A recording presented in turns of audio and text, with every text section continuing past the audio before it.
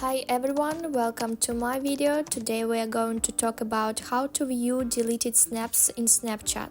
Follow these steps below. Open Snapchat and go to your profile in the top left corner. Go to Settings, which is in the top right corner. Scroll down until you find My Details.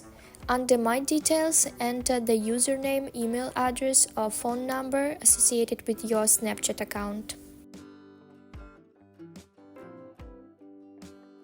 Enter your password, enter your authentication code if prompted. Select the information you want to upload, including memories and other saved media files. You can also choose to save all of your messages. Click Send and your messages will begin to download. Keep in mind that it may take some time to download. Since this is the only option available at this time, this method may be helpful. I hope this video was helpful to you. If it was, please don't forget to give it a like and subscribe to the channel. And see you in the next video.